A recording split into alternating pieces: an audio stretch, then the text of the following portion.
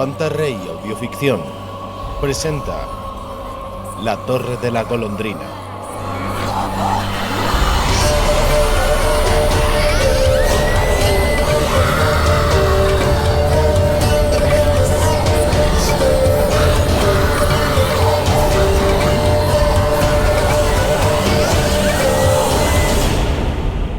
Una aventura de Gerald de Rivia.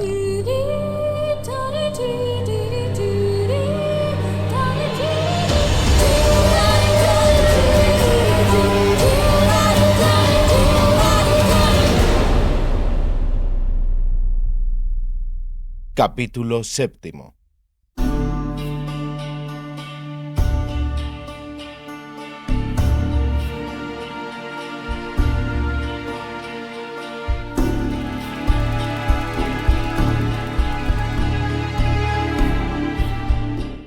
Llamador. Ítem nombrado Náker, Goblinao, Polterduc, Carconos, Rubezal, Tesorero, Pucas y Desertarlo. Es variante del Cobol, del cual el llamador en porte y poderío en grande medida lo descuella. Portan también los llamadores barbas descomunales, lo cual los coboldes no acostumbran. Habita el llamador en galerías, pozos de mina, escombreras, abismos, cavernas oscuras, dentro de las peñas y en todo espécimen de grutas, cuevas y piedras huecas. Allí donde mora, de seguro hallan escondidas en la tierra riquezas, ya sean menas, metales, carbones, sal o aceite de roca.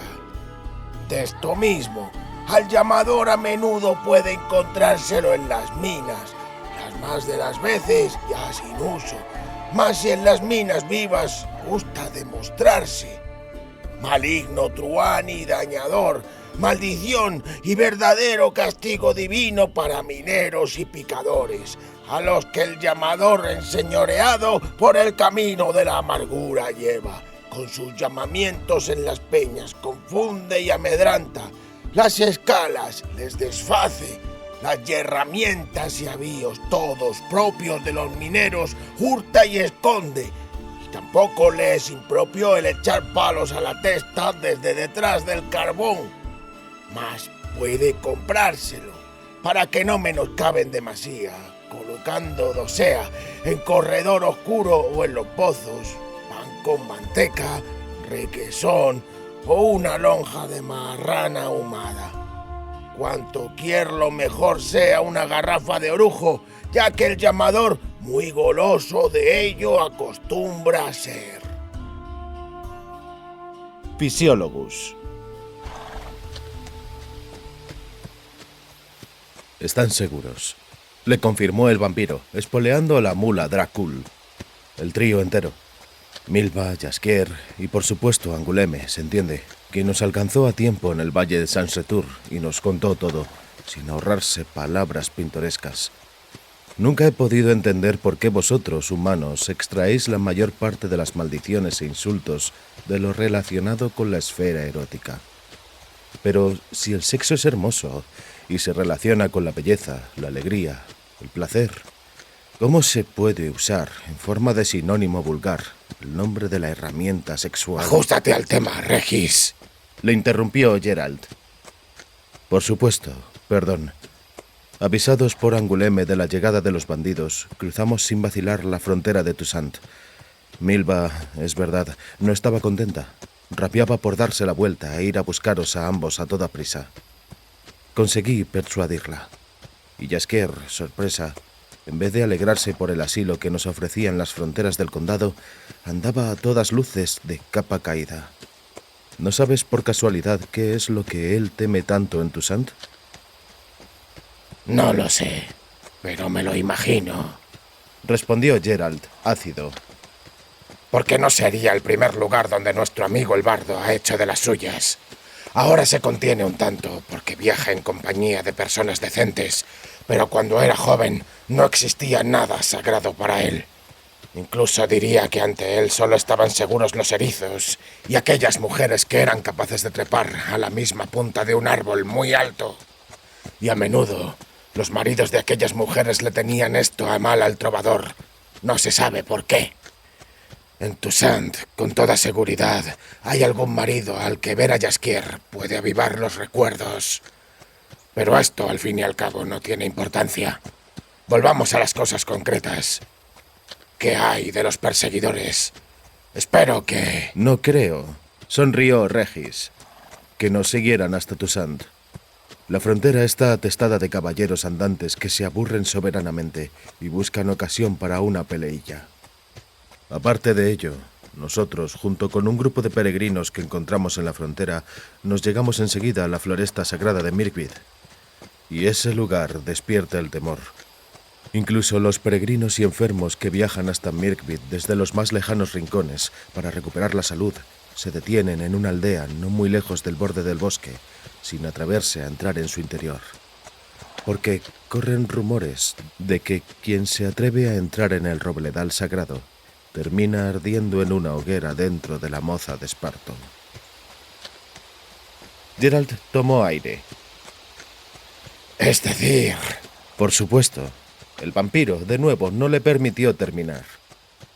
En la floresta de Mirkwood habitan los druidas, aquellos que antes vivían en Angren, en Caed-dû, que luego se trasladaron a Loch Mondwyrn y por fin a Mirkwood, a Toussaint. Nos estaba predestinado que los íbamos a encontrar. No me acuerdo. ¿Dije que nos estaba predestinado? Geralt expiró con fuerza. Cahir, que iba a su espalda, también. ¿Está tu amigo entre esos druidas? El vampiro sonrió de nuevo. No es mi amigo, sino mi amiga. Explicó. Sí, está entre ellos. Hasta ha ascendido. Dirige un círculo entero. ¡Una hierofanta! Flamínica. Así se llama el título druídico más alto cuando lo lleva una mujer. Solo los hombres se denominan hierofantes. Cierto, lo había olvidado. Así que Milva y el resto... Están ahora bajo los cuidados de la Flamínica y su círculo. El vampiro, siguiendo su costumbre, respondió a la pregunta mientras se estaba haciendo, después de lo que inmediatamente procedía a contestar una pregunta que todavía no se había hecho. Yo, por mi parte, me apresuré a venir a buscaros, puesto que sucedió una cosa enigmática. La Flamínica, cuando comencé a presentar nuestro asunto, no me dejó terminar. Afirmó que ya lo sabía todo, que desde hacía algún tiempo espera nuestra visita. ¿Cómo? Yo tampoco pude ocultar mi incredulidad. El vampiro detuvo la mula, se alzó sobre los estribos, miró a su alrededor. ¿Estás buscando algo o a alguien?, preguntó Cahir. Ya no busco. Lo he encontrado. Descabalguemos. Preferiría que cuanto más deprisa... Descabalguemos. Te contaré todo. Tuvieron que hablar más fuerte para poder entenderse a causa del ruido de una cascada que caía desde una impresionante altura por la pared vertical de un despeñadero rocoso. Abajo, allá donde la cascada se derramaba sobre una laguna bastante grande, se abría en la roca la negra boca de una cueva. Sí, esa es. Regis confirmó las suposiciones del brujo. Acudí a encontrarme contigo porque me ordenaron dirigirte aquí. Tendrás que entrar en esa cueva. Ya te dije, los druidas sabían de ti, sabían de Ciri, sabían de nuestra misión, y se enteraron de ello a través de la persona que vive ahí.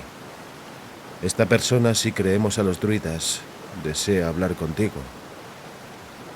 Si creemos a los druidas, repitió con énfasis Geralt. Yo ya he estado en estos alrededores antes.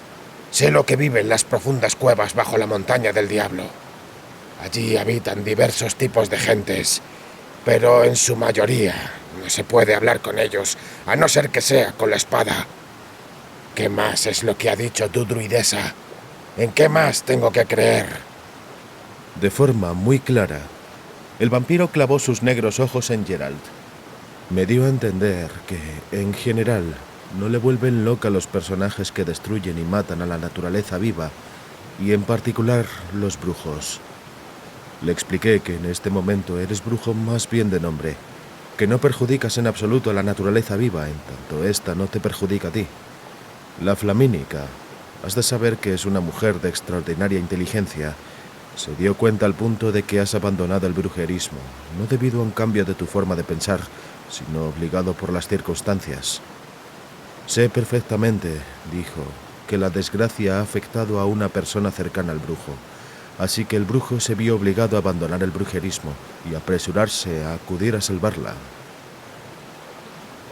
Geralt no hizo ningún comentario, pero su mirada era suficientemente significativa como para que el vampiro se apresurara con las aclaraciones. Afirmó, cito, «No siendo brujo, el brujo demuestra que es capaz de humildad y sacrificio. Entrará en las oscuras cimas de la tierra, desarmado, abandonando toda arma, todo hierro afilado, todos los pensamientos malvados, toda agresión, rabia, furia, arrogancia. Entrará con humildad, y una vez allí, en las cimas de la tierra, el humilde no brujo encontrará las respuestas a las preguntas que lo mortifican. Encontrará la respuesta a muchas preguntas, pero si el brujo sigue siendo brujo, no encontrará nada». Geralt escupió en dirección a la cascada y la cueva. Eso es la chorrada de siempre, Afirmó. Un juego, una burla, clarividencias, sacrificios, encuentros secretos en grutas, respuestas a preguntas. Tan elaboradas artimañas solo las usan los viejos cuentistas ambulantes. Alguien se está burlando de mí, en el mejor de los casos. Y si no es una broma... No lo llamaría broma en ningún caso, dijo Regis, categórico. En ningún caso, Geralt de Rivia. ¿Entonces qué es? Una de las famosas rarezas druídicas. No lo sabremos, habló Cair, mientras no nos convenzamos. Venga, Geralt, entraremos juntos. No. El vampiro negó con la cabeza. La Flamínica fue en ese aspecto categórica. El brujo tiene que entrar allí solo, sin armas. Dame tu espada. Me ocuparé de ella durante tu ausencia. ¡Que los diablos! Comenzó Geralt, pero Regis le interrumpió con un rápido gesto.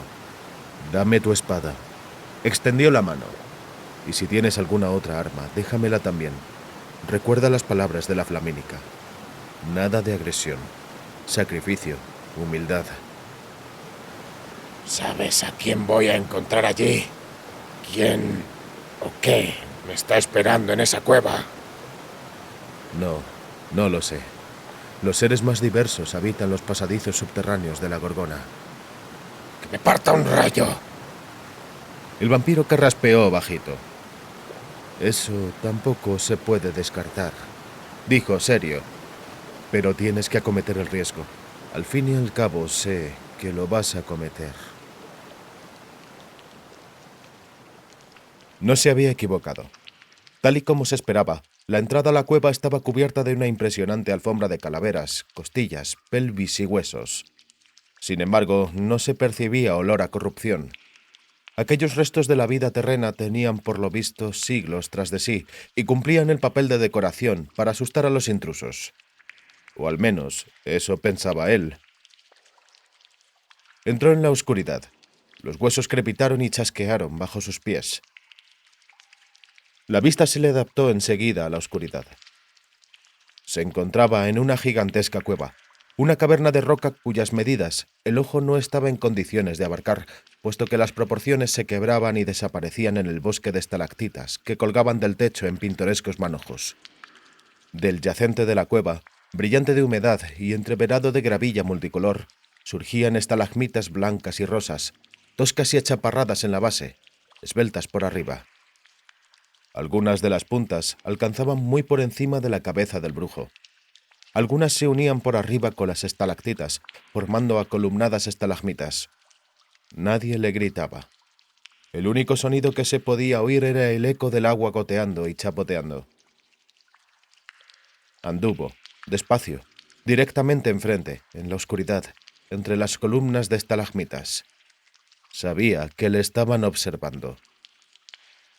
La falta de la espada a la espalda se hacía sentir con mucha fuerza, importuna y claramente, como la falta de un diente roto hacía poco tiempo. Redujo el paso. Algo que todavía un segundo antes había tomado por unas piedras redondas yaciendo a los pies de una estalagmita, clavaba ahora en él unos ojos enormes y brillantes. En una masa compacta de greñas grisáceas cubiertas de polvo se abrían unas enormes mandíbulas y relucían unos colmillos cónicos. Barbeglaces. Anduvo despacio y asentando los pies con cuidado. Los barbeglaces estaban por todos lados, grandes, medianos, pequeños. Yacían en su camino, sin intenciones de apartarse. Hasta el momento se comportaban con tranquilidad. No estaba seguro, sin embargo, de lo que pasaría si pisaba alguno. Las estalagmitas eran ya como un bosque. No era posible caminar derecho. Tenía que rodearlas. Desde arriba, desde la bóveda erizada de agujas como carámbanos, goteaba el agua. Los barbeglaces, cada vez había más, le acompañaban en su marcha, revolcándose y amontonándose por el yaciente. Escuchó su monótono chamulleo y sus bufidos. Percibió su olor penetrante y ácido. Tuvo que detenerse. En su camino, entre dos estalagmitas, en un lugar que no le era posible evitar, yacía un equinopes bastante grande, una masa erizada de largas espinas. Geralt tragó saliva. Sabía bien que los equinopes podían disparar las espinas hasta una distancia de 10 pies. Las espinas tenían una propiedad especial. Una vez clavadas en el cuerpo se quebraban y las afiladas puntas se hundían y paseaban cada vez más profundamente, hasta que por fin alcanzaban algún órgano sensible. ¡Bruja tonta! Escuchó en la oscuridad. ¡Bruja cobarde! ¡Tiene miedo!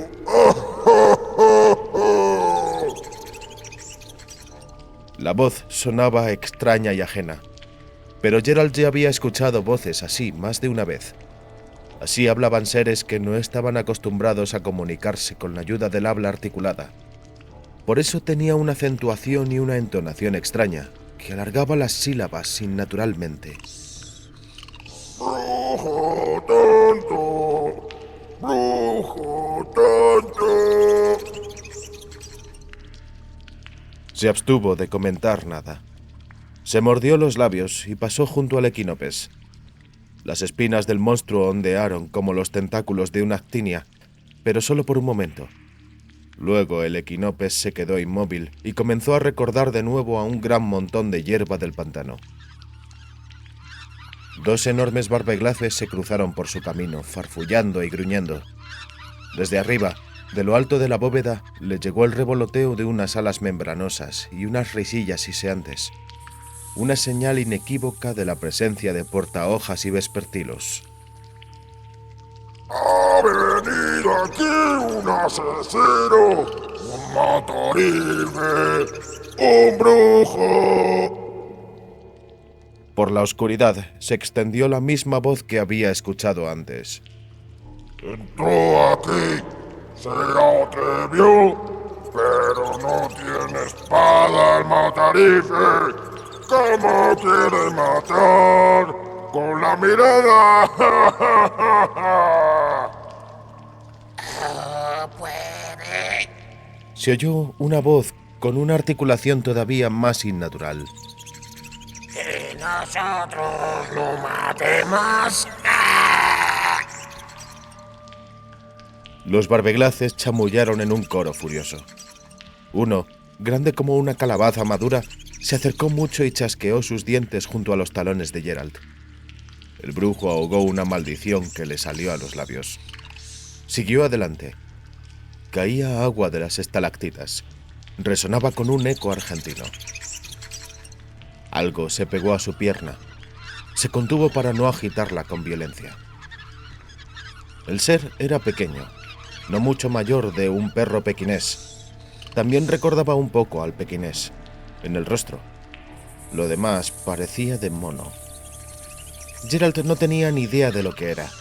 En su vida había visto algo parecido. ¡Bruja! articuló el pequinés con voz estridente, pero por completo inteligible, espasmódicamente agarrado a la bota de Geralt. ¡Pero, jojo, puta! ¡Suéltate! Dijo él a través de sus apretados dientes. ¡Suéltate de la bota o te doy una patada en el culo! Los barbeglaces chamullaron todavía en tono más alto, violento y amenazador. Algo bramó en las tinieblas. Geralt no vio lo que había sido.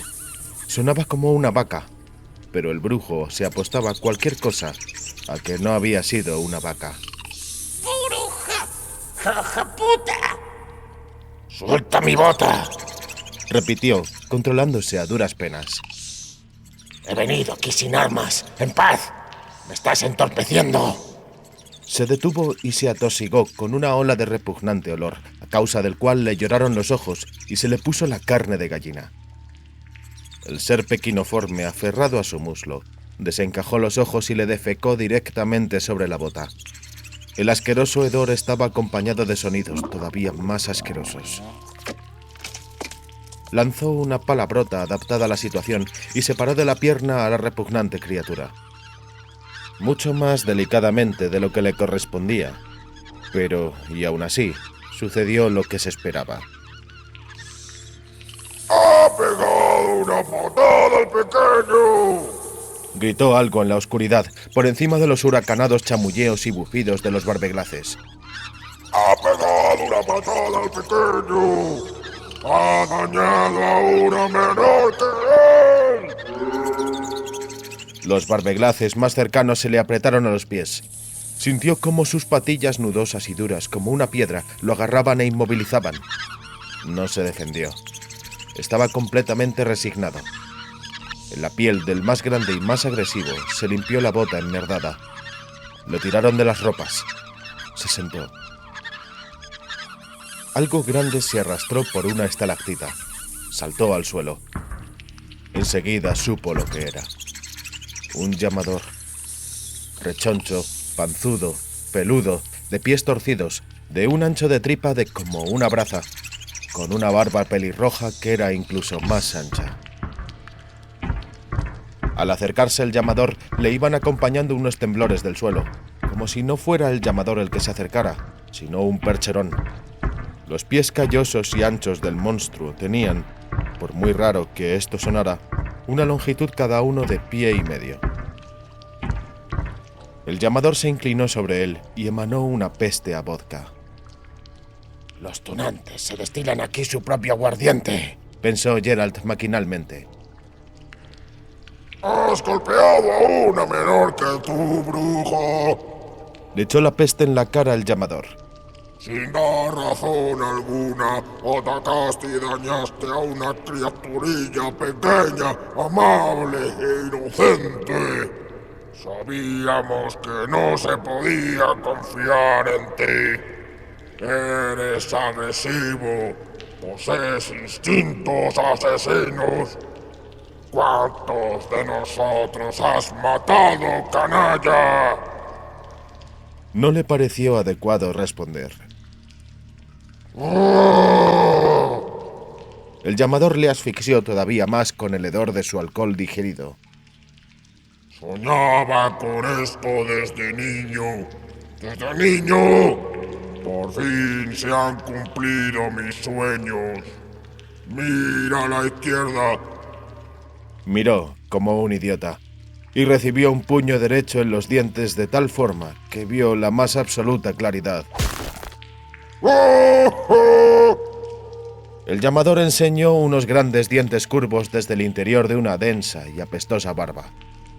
Soñaba con esto desde niño. Mira a la derecha. ¡Basta! Desde algún lugar en lo profundo de la caverna se escuchó una orden alta y sonora. ¡Basta de estos juegos y chanzas! ¡Dejadlo ir! Geralt escupió la sangre de su labio partido. Lavó la bota en una corriente de agua que caía de la pared. La mofeta, con rostro de pequinés, sonrió sarcástica, pero desde una distancia segura. El llamador también sonrió mientras se masajeaba el puño. ¡Ve, brujo! Ladró. Ve hacia él ya que te llama. Yo esperaré, porque al fin y al cabo habrás de volver por aquí.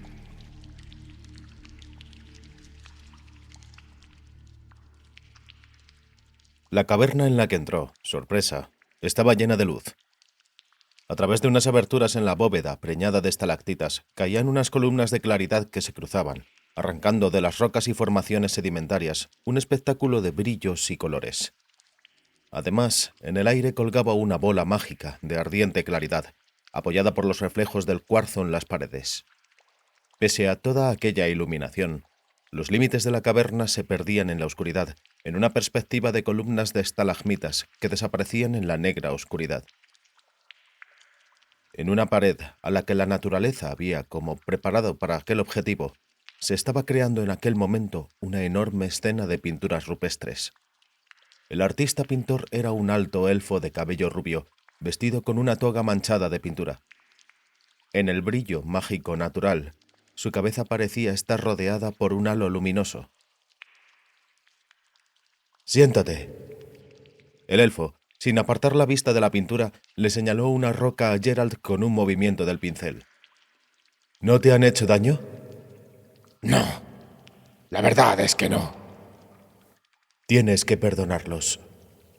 Cierto, tengo. Son un poco como niños. Se alegraron terriblemente de tu venida. Ya lo he visto. Solo entonces le miró el elfo. «Siéntate», repitió. «En un momento estaré a tu disposición. Ya estoy terminando». Lo que estaba terminando el elfo era un animal estilizado, seguramente un bisonte. De momento, solo tenía listo el contorno, desde los imponentes cuernos hasta el no menos maravilloso rabo.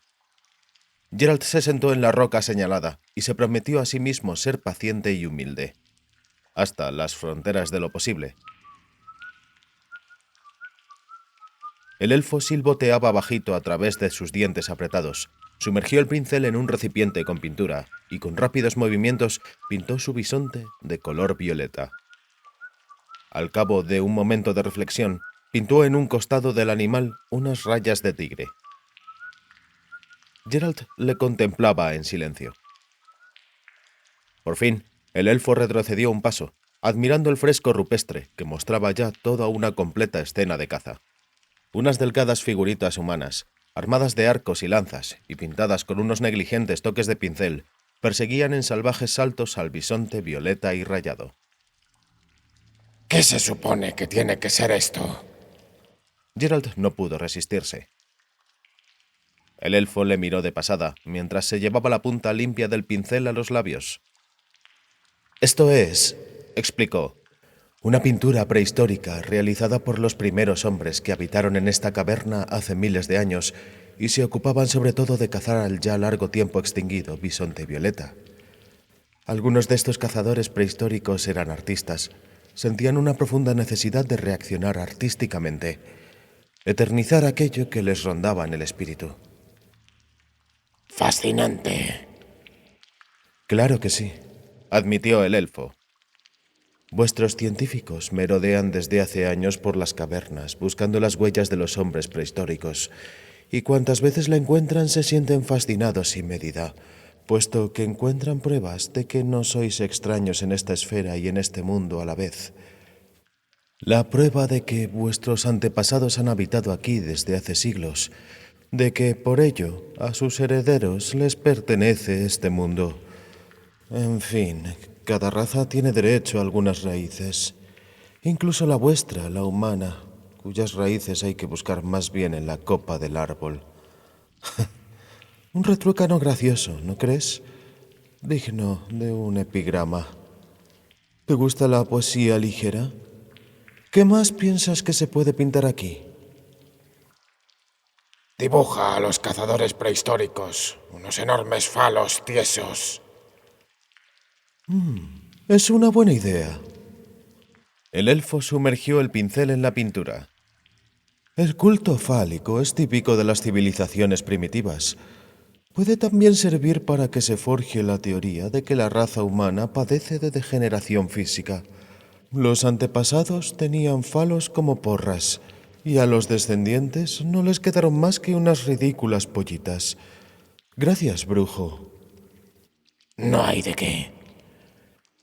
Me rondaba en el espíritu. La pintura tiene un aspecto demasiado reciente como para ser prehistórica. Al cabo de 3 o 4 días, los colores palidecen por influjo de la sal que colma la pared, y la imagen se hace tan prehistórica que te caes de espaldas. Vuestros científicos se van a mear de gusto cuando lo vean. Apuesto la cabeza a que ninguno reconoce mi comedia. Lo reconocerán, ¿Y cómo? porque no vas a ser capaz de no firmar tu obra maestra. El elfo se rió seco. Tocado. Me has descifrado sin error. Es difícil que el artista apague la hoguera de las vanidades. Ya he firmado la pintura. Aquí. ¿Eso no es una libélula? No. Es un ideograma que significa mi nombre. Me llamo Kreban Spane Aebkaum Hammaka. Por comodidad, utilizo el alias de Avalak, y también de este modo puedes dirigirte a mí. No dejaré de hacerlo. A ti, por tu parte, te llaman Geralt de Rivia. Eres un brujo. Sin embargo, en la actualidad no te dedicas a perseguir a monstruos y bestias. Te ocupas de buscar a muchachas desaparecidas. Las noticias se extienden asombrosamente rápido, y asombrosamente lejos, y asombrosamente profundo. Al parecer has predicho que yo iba a aparecer por aquí. Entonces, he de entender que sabes predecir el futuro. Predecir el futuro. Avalak se limpió las manos en un trapo. Puede hacerlo cualquiera, y todo el mundo lo hace, porque en realidad es fácil. Lo difícil es acertar. Un argumento elegante y digno de un epigrama. Tú, está claro, sabes acertar. Y bastante a menudo. Yo, querido Geralt, sé muchas cosas, y sé hacer muchas cosas. Al fin y al cabo, esto lo señala mi título académico, como diríais vosotros, humanos.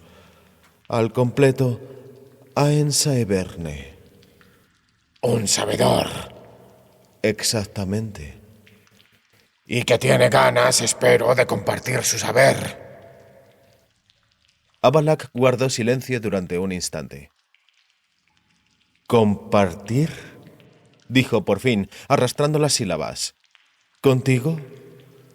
El saber, querido mío, es un privilegio, y el privilegio solo se comparte con los que son iguales a uno.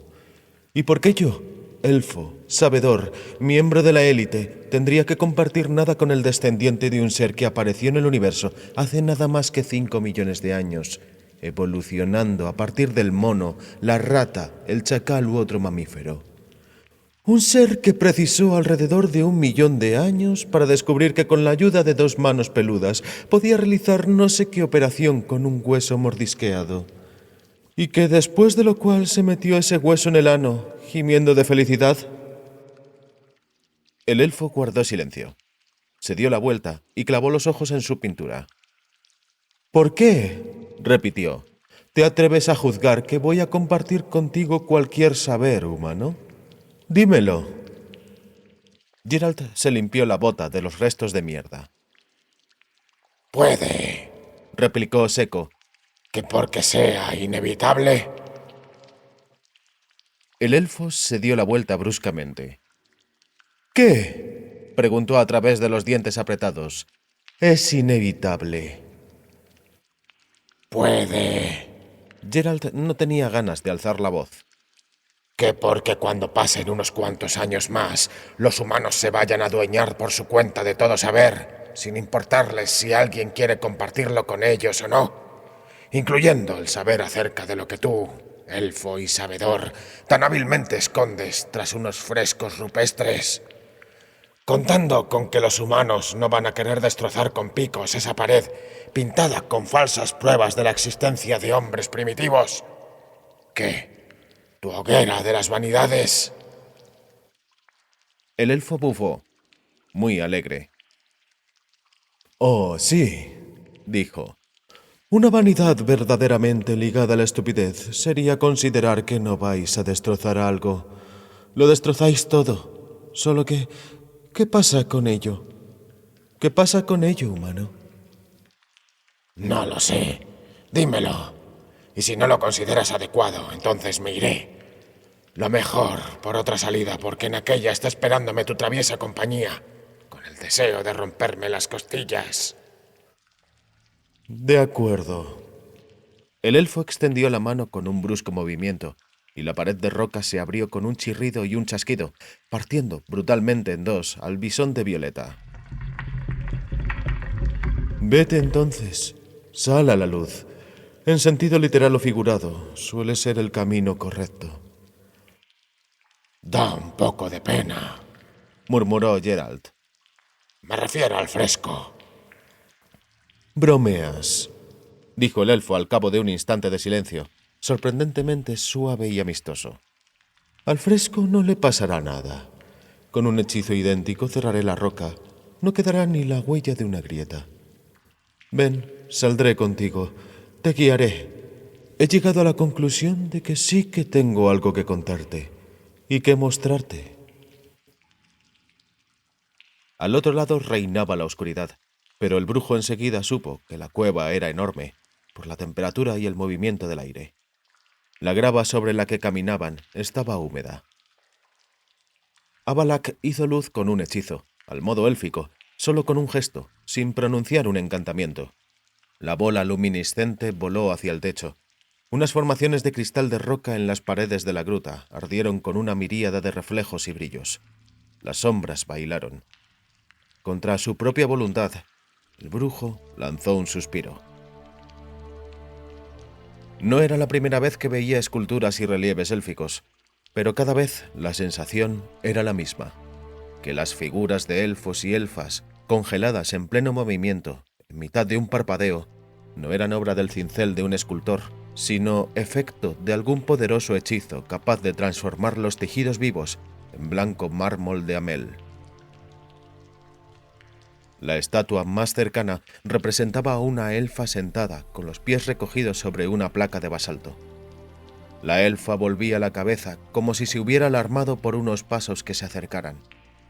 Estaba completamente desnuda. El mármol blanco, pulido hasta lograr un brillo lácteo, lograba que hasta se sintiera el calor emanando de la estatua. Avalak se detuvo y se apoyó sobre una de las columnas que delimitaban el camino entre el paseo de estatuas. Por segunda vez, habló despacio. Me has descifrado al momento, Geralt. Sí, tenías razón. Las pinturas de bisontes en la roca eran un camuflaje, que se supone que tenía que evitar que cavaran y atravesaran la pared, que se supone que tenía que proteger todo esto del robo y la devastación. Todas las razas, la élfica también, tienen derecho a sus raíces. Lo que ves aquí son nuestras raíces. Pisa, por favor, con cuidado. Esto es en realidad un cementerio. Los reflejos de luz que bailaban en los cristales de roca arrancaban más detalles a las tinieblas. Detrás del paseo de las estatuas se veían columnatas, escaleras, galerías de anfiteatros, arquerías y peristilos. Todo de mármol blanco. Quisiera, siguió Avalak, deteniéndose y señalando con una mano, que todo esto perdurara, incluso cuando nosotros nos vayamos, cuando todo este continente y todo este mundo se encuentre bajo una capa de 1 milla de espesor de hielo y nieve, Tirnavea Araine perdurará. Nos iremos de aquí, pero volveremos algún día. Nosotros, los elfos, nos lo ha prometido Aenith Linespeath, las profecías de Igline Aegli a Epebenien. ¿De verdad creéis en ella? ¿En esa pitonisa? ¿Tan profundo es vuestro fatalismo? Todo. El elfo no le miraba a él, sino a la columna de mármol, cubierta de un relieve delicado, como una tela de araña. Ha sido ya predicho y profetizado. Vuestra llegada al continente, la guerra, la sangre de elfo y de humano vertida, el desarrollo de vuestra raza y la decadencia de la nuestra, la lucha de los gobernantes del norte y del sur, y la rebelión del rey del sur contra los reyes del norte y la invasión de sus tierras como si fuera una inundación. Ellos serán aplastados y sus naciones destruidas, y así comenzará el fin del mundo. ¿Recuerdas el texto de Mina, bruja? Quien esté lejos morirá de la peste, quien esté cerca caerá por la espada. Quien se esconda morirá de hambre, quien perviva se perderá por el frío, puesto que se acerca Ted de Iread, el tiempo del fin, el tiempo de la espada y el hacha, el tiempo del odio, el tiempo del invierno blanco y de la ventisca del lobo. Poesía. ¿Lo prefieres menos poético? A causa de un cambio en el ángulo de caída de los rayos solares se desplazará, y mucho, la frontera de los hielos eternos. El hielo que vendrá del norte destrozará estas montañas y se arrastrará lejos hacia el sur. Todo quedará cubierto por la blanca nieve, una capa de más de 1 milla de espesor. Y hará frío, mucho frío. Tendremos que llevar calzoncillos largos, dijo Geralt sin emoción. zamarras y gorros de piel. Me lo has quitado de la boca. El elfo sereno concedió. Y con esos calzoncillos y esas zamarras sobreviviréis hasta que algún día volváis aquí, a cavar y a registrar estas cavernas para destruir y robar. La profecía de Itlina no lo dice, pero yo lo sé. No hay forma de destruir por completo ni a los humanos ni a las cucarachas. Siempre queda por lo menos una parejita. En lo que concierne a nosotros, los elfos, Itlina es bastante más decidida. Solo se salvarán aquellos que sigan a Golondrina. La golondrina, el símbolo de la primavera, es la salvadora, aquella que abrirá la puerta prohibida, el camino de la salvación, y permitirá la resurrección del mundo. La golondrina, la hija de la antigua sangre. Es decir, Ciri. Geralt no aguantó. ¡Oh, un hijo de Ciri! ¿Cómo y por qué? Avalak daba la sensación, no había escuchado. La golondrina de la antigua sangre, Repitió. de su sangre. Ven y mira. Incluso entre aquellas otras estatuas, increíbles por su realismo, atrapadas en un movimiento o un gesto, la señalada por Avalak se distinguía. Una elfa de mármol blanco que medio yacía en una plataforma producía la impresión como si, habiéndola despertado, fuera a sentarse y levantarse al momento siguiente. Estaba vuelta con el rostro hacia un lugar vacío a un lado, y la mano alzada parecía tocar allí algo invisible. En el rostro de la elfa se pintaba una expresión de serenidad y felicidad. Pasó mucho tiempo antes de que Avalak rompiera el silencio. Esta es Lara Dorren Aepsiadal. Por supuesto, esto no es una tumba, sino un cenotafio. ¿Te extraña la posición de la estatua? En fin, el proyecto de cincelar en el mármol a los 2 legendarios amantes no obtuvo muchos apoyos. Lara y Cregenan de Lod. Cregenan era un humano. Hubiera sido una profanación el despilfarrar el mármol de Amel en una estatua suya. Hubiera sido una blasfemia colocar aquí la estatua de un ser humano en Tir Navea Araine. Por otro lado, todavía un crimen mayor hubiera sido destruir con premeditación la memoria de aquel sentimiento. Así que se llegó al justo medio. Cregenan, formalmente, no está aquí, y sin embargo lo está. En la mirada y en el gesto de Lara, los amantes están juntos. Ni siquiera la muerte consiguió separarlos. Ni la muerte, ni el olvido, ni el odio.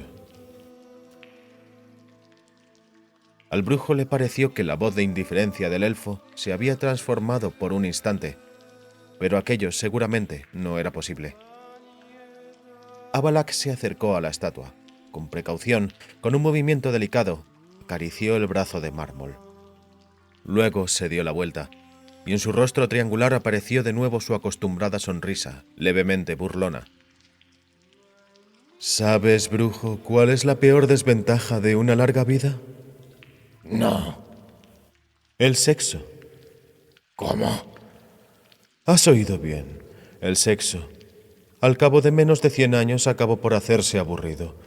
Nada hay en ello que pudiera fascinar y excitar, que tuviera la belleza excitante de la novedad. Ya se ha hecho de todo, de una forma u otra, pero todo. Y entonces de pronto tiene lugar la conjunción de las esferas y aparecéis vosotros aquí, los humanos. Aparecen aquí los humanos supervivientes, que provienen de otro mundo, de vuestro antiguo mundo, el cual conseguisteis destruir con vuestras propias manos, todavía cubiertas de pelos, apenas 5 millones de años después de haberos formado como género. Sois apenas un puñado. El tiempo de vida media que tenéis es ridículamente corto, así que vuestra perduración depende de la velocidad de multiplicaros. Por eso el deseo de lujuria no os abandona nunca. El sexo os gobierna por completo. Es un impulso más fuerte incluso que el instinto de supervivencia. ¿Morir? ¿Por qué no? Siempre y cuando antes pueda uno follar. Esa, en pocas palabras, es toda vuestra filosofía. Geralt no le interrumpió ni comentó nada, aunque tenía muchas ganas de hacerlo. Y de pronto, ¿qué sucede? Siguió Avalak. Los elfos, aburridos de sus aburridas elfas, se lían con las siempre dispuestas mujeres humanas.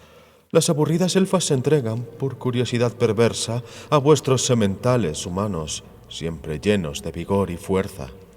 Y ocurre algo que nadie ha conseguido explicar. Las elfas, que normalmente solo ovulan una vez cada 10 o 20 años, desde que copulan con los humanos comienzan a ovular con cada intenso orgasmo. Actúa no sé qué hormona oculta o combinación de hormonas. Las elfas entienden que en la práctica solo pueden tener hijos con los humanos. Fue por las elfas que no os exterminamos cuando aún éramos más fuertes. Y luego, vosotros fuisteis más fuertes y comenzasteis a exterminarnos a nosotros. Pero aún teníais aliados entre las elfas. Ellas eran las partidarias de la convivencia, la cooperación y la coexistencia. Y no querían reconocer que, en realidad, se trataba del coacostarse. ¿Y qué tiene que ver todo esto conmigo? Gruñó Geralt. ¿Contigo? Absolutamente nada. Pero mucho con Ciri, puesto que Ciri es descendiente de Lara Dorren a Epsiadal, y Lara Dorren era partidaria de la coexistencia con los humanos, principalmente con un humano, con Cregenan de Lod, hechicero humano. Lara Dorren coexistió con el mencionado Cregenan a menudo y con éxito. Más claro, se quedó embarazada. También esta vez el brujo guardó silencio. El problema yacía en que Lara Dorren no era una elfa común y corriente. Era un depósito genético, especialmente preparado. El resultado de muchos años de trabajo. En unión con otro depósito, un elfo, se entiende, había de dar a luz a un niño todavía más especial. Concibiendo de la semilla de un humano, enterró aquella posibilidad. Tiró por la borda el resultado de cientos de años de planes y preparaciones. Así por lo menos se pensó entonces. Nadie sospechó que el mestizo engendrado por Cregenan pudiera heredar de su valiosa madre algo positivo. No, un matrimonio tan desigual no podía traer consigo nada bueno. Y por ello, le interrumpió Geralt, fue severamente castigado. No de la forma que piensas. Avalak le lanzó una rápida mirada. Aunque la unión de Lara Dorren y Cregenan produjo un perjuicio incalculable a los elfos, mientras que a los humanos solo les podría venir bien, fueron los humanos, no los elfos, los que asesinaron a Cregenan. Los humanos, no los elfos, produjeron la perdición de Lara. Exactamente así fue, pese a que muchos elfos tenían motivos para odiar a los amantes. también motivos personales. A Geralt, por segunda vez, le sorprendió un leve cambio en el tono de voz del elfo. De una u otra forma, siguió Avalak, la coexistencia estalló como una burbuja de jabón. Las razas se echaron mutuamente a la garganta. Comenzó la guerra que perdura hasta hoy. Y en este tiempo, el material genético de Lara existe, como seguro que ya te has imaginado, e incluso se ha desarrollado. Por desgracia, ha sufrido mutación. Sí. Tu Ciri es una mutante. Tampoco esta vez el elfo esperó a que dijera algo. En esto metieron las narices, por supuesto, vuestros hechiceros, que unieron hábilmente al individuo criado con una parejita, pero también se les escapó de su control. Pocos son los que se imaginan por qué milagro el material genético de Lara Dorren se reavivó con tanta potencia en Ciri. ¿Cuál fue el disparador? Pienso que Vilgefortz lo sabe. Ese mismo Vilgefortz que te molió las costillas en Thanedd. Los hechiceros que hacían experimentos con los descendientes de Lara y Rhiannon, llevando a cabo durante algún tiempo una crianza regular, no obtuvieron los resultados deseados, se aburrieron y abandonaron el experimento. Pero el experimento continuó, solo que ahora autónomamente. Ciri, hija de Pavetta, nieta de Calante, tataranieta de Rhiannon, es una verdadera descendiente de Lara Dorren. Vilgefortz se enteró de ello seguramente por casualidad. También lo sabe Emhyr Barem-Reis, emperador de Nilfgaard. Y tú también lo sabes. Yo, de hecho, sé mucho más que los dos, pero esto no tiene importancia. El molino de la predestinación actúa, muele el grano del destino. Lo que está predestinado habrá de pasar. ¿Y qué tendrá que pasar? Lo que está predestinado, lo que fuera decidido desde el principio. Dicho esto, por supuesto, en sentido figurado, en fin, algo que está determinado por la acción infalible de un mecanismo en cuyas bases yace el objetivo, el plan y el resultado. Esto es o bien poesía o bien metafísica, o lo uno y lo otro, porque a veces es difícil distinguirlas. ¿No sería posible que dijeras algo concreto, aunque fuera mínimamente? Con gusto discutiría contigo de esto y aquello, pero resulta que tengo prisa. Avalak lo midió con una mirada penetrante. ¿Y por qué tienes tanta prisa? Perdona. Tú, me da la impresión, no has entendido nada de lo que he dicho. Así que te lo diré directamente. Tu gran aventura de salvamento carece de sentido. Lo ha perdido por completo. Hay varios motivos, siguió el elfo mirando el rostro pétreo del brujo. En primer lugar, es demasiado tarde ya. El mal fundamental ya ha sido realizado. No estás en situación de salvar a la muchacha. En segundo lugar, ahora, cuando ha entrado ya en el camino verdadero, Golondrina sabrá arreglárselas sola estupendamente. Posee una fuerza demasiado poderosa dentro de sí como para tener miedo de nada. Así que tu ayuda es innecesaria. Y en tercer lugar... Te estoy escuchando todo el tiempo, Avalak. Todo el tiempo. En tercer lugar, otra persona la está ayudando ahora. Creo que no serás tan arrogante para creer que el destino, solo y exclusivamente, te haya ligado a ti con ella. ¿Eso es todo? Sí. Entonces, hasta la vista. Espera. Ya te he dicho, tengo prisa. Pongamos por un momento, le dijo sereno el elfo, que yo de verdad sé lo que va a pasar, que veo el futuro. Si te digo que lo que ha de pasar, pasará independientemente de tus esfuerzos, de tus iniciativas.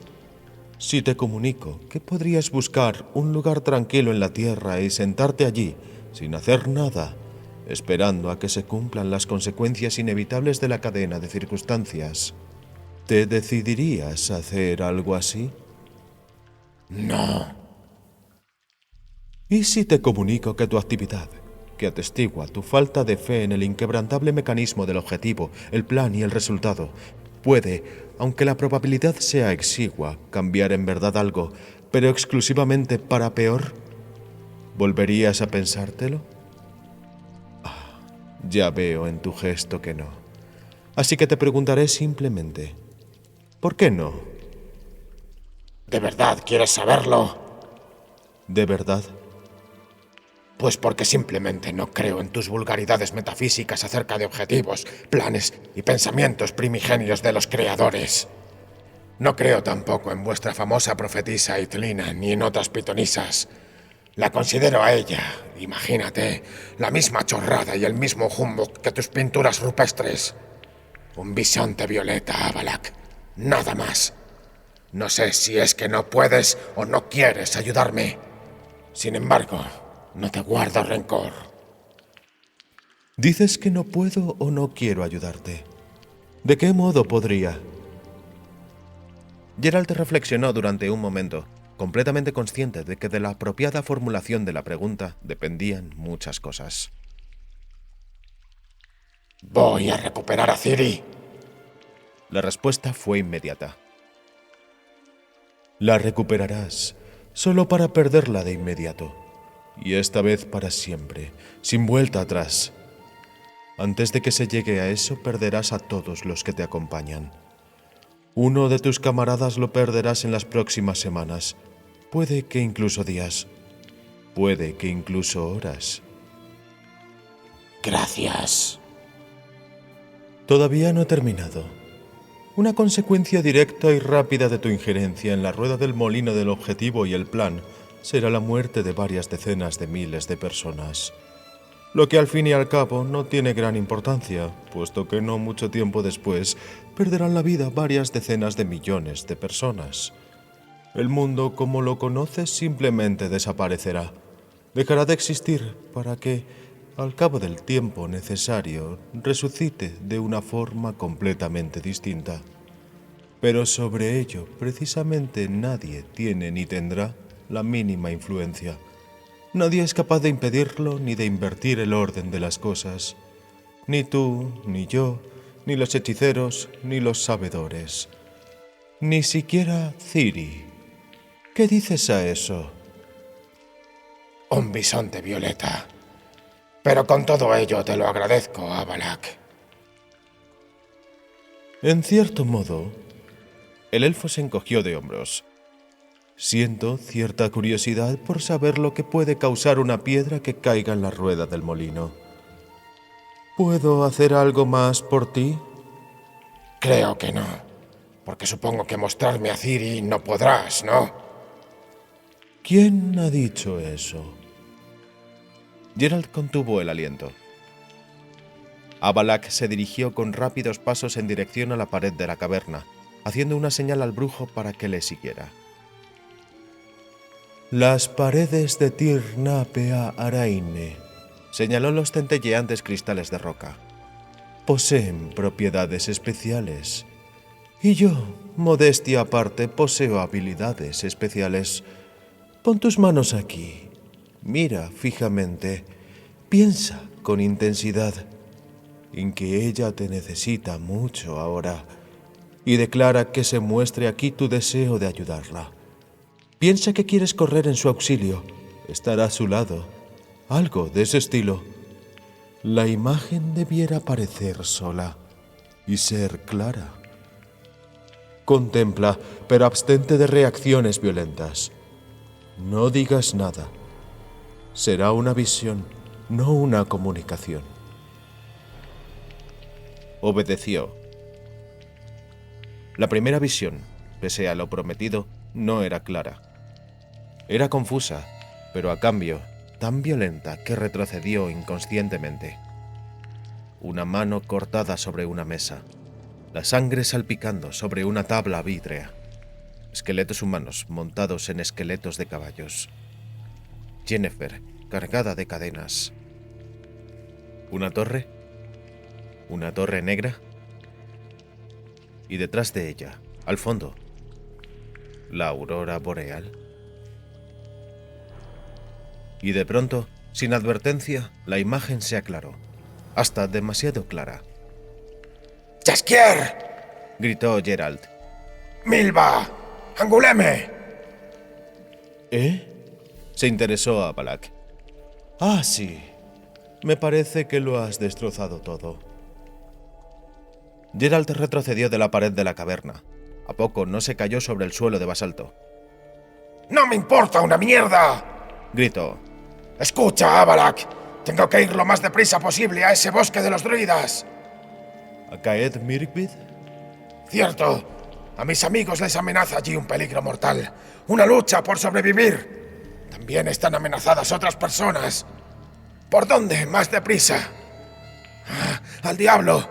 Vuelvo a por el caballo y la espada. Ningún caballo. Le interrumpió el elfo con serenidad. Será capaz de llevarte hasta la floresta de Mirkwood antes de que caiga la oscuridad.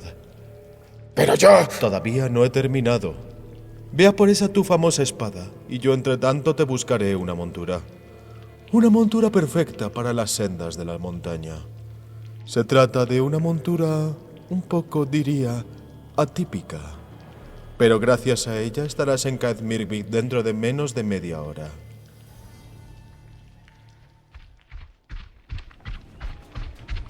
El llamador apestaba como un caballo, y aquí se acababa todo parecido. Geralt había visto una vez en Mahakam un concurso de doma de muflones, organizado por los enanos, y le había parecido el deporte más extremo posible. Pero solo ahora, subido a los lomos de un llamador que corría como un loco, supo lo que era lo verdaderamente extremo. Para no caer, clavaba convulsivamente los dedos en las ásperas greñas y apretaba con los muslos los peludos costados del monstruo. El llamador apestaba a sudor, orina y vodka. Corría como si estuviera poseído. La tierra temblaba bajo los golpes de sus gigantescos pies, como si las plantas fueran de bronce. Reduciendo apenas la velocidad, se lanzó por la pendiente y corrió por ella tan deprisa que el aire le aullaba en las orejas. Volaba por sobre unas aristas, unos senderos y unos salientes tan estrechos que Geralt apretó los párpados para no mirar abajo. Cruzó saltos de agua, cascadas, abismos y grietas que no las saltaría un muflón, y cada uno de sus saltos, culminados con éxito, eran acompañados por un salvaje y ensordecedor rugido. Es decir, todavía más salvaje y ensordecedor de lo acostumbrado, puesto que el llamador bramaba prácticamente sin pausa. ¡No corras así!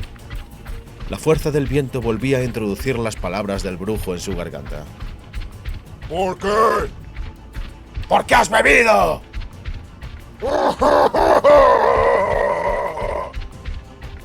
Volaban. Le silbaban los oídos. El llamador apestaba. El golpeteo de los enormes pies sobre las rocas se redujo. Crujieron los pedregales y los canchales. Luego, el firme se hizo menos pedregoso. Pasó raudo a algo verde que podría haber sido un pino enano. Luego cruzó fugaz una mancha verde y broncínea, porque el llamador, en sus locos brincos, atravesaba un bosque de abetos.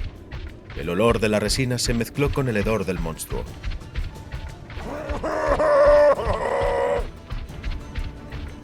Se acabaron los abetos. Crepitaban las hojas caídas. Ahora los colores eran el rojo, el burdeos, el ocre y el amarillo. ¡Más despacio!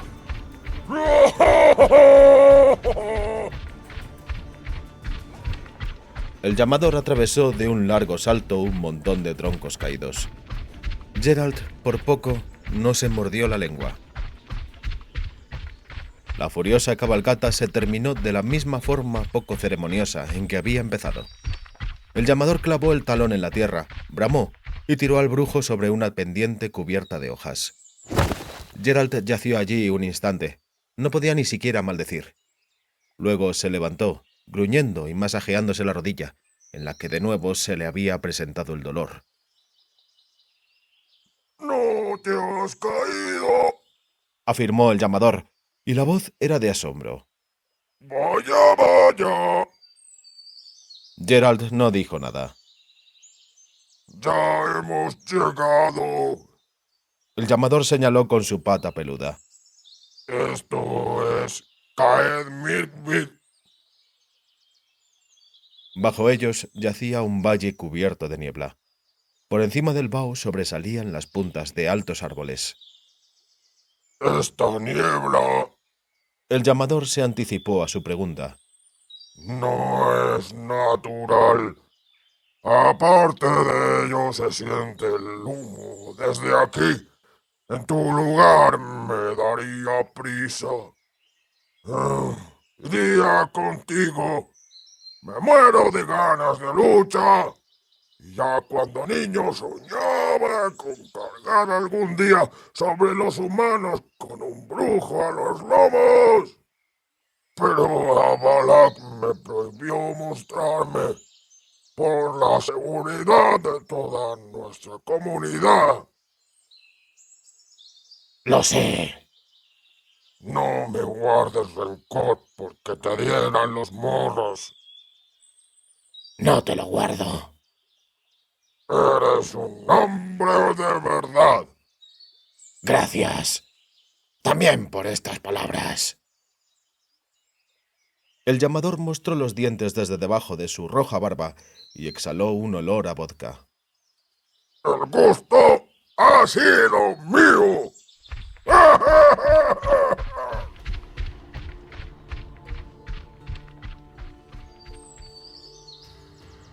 La niebla que anegaba el bosque de Mirkwood era densa y tenía unos perfiles irregulares que recordaban a un montón de nata que un cocinero, falto de razón, hubiera colocado encima de una tarta.